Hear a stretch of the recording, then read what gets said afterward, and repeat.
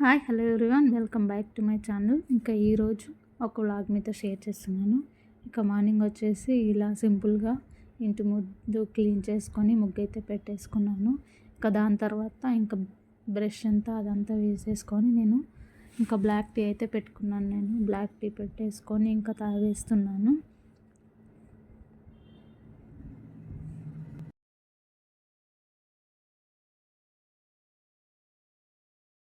ఇంకా ఇక్కడైతే నేను నెయిల్ పాలిష్ అయితే పెట్టుకున్నాను. ఇంకా నేను పెట్టుకున్నాను అని చెప్పేసి ఇంకా పిల్లలకు కూడా పెట్టాను. అన్వికి పెట్టేశాను. అన్వి అక్కడ కూర్చుంది కదా, ఇంకా పెట్టేసిన తర్వాత ఖుషి కూడా వాళ్ళ పిన్నితో పెట్టించుకుంటుంది. ఇంకా ఇది వచ్చేసి నైట్ అన్నమాట.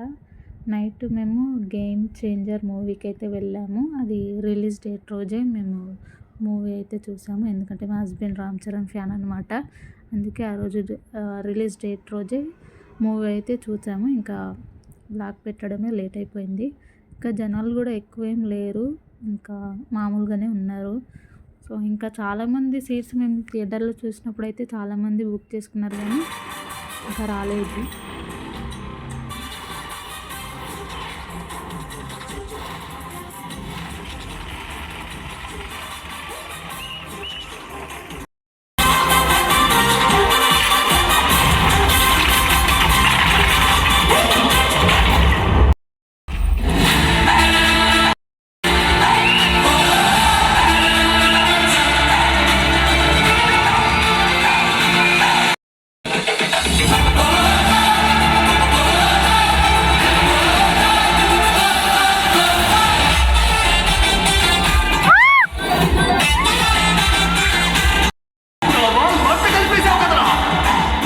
तुम गुटका राज बहादुर की आदमी चोटू हो ना?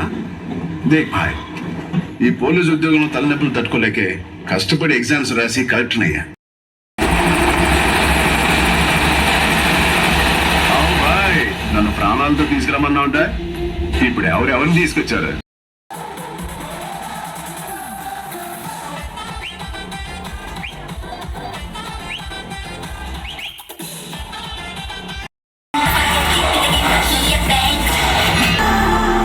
మమ్మల్ని ఫస్ట్ టైం కలిపింది కూడా నానే కదా. సో నేను వెంటనే నా కోపాన్ని ధోపాన్ని పడేస్తాను. మీరు కూడా ఇది ట్రై చేయండి. ఇంకా చూడండి, నా కోపం మొత్తం దొప్పండి.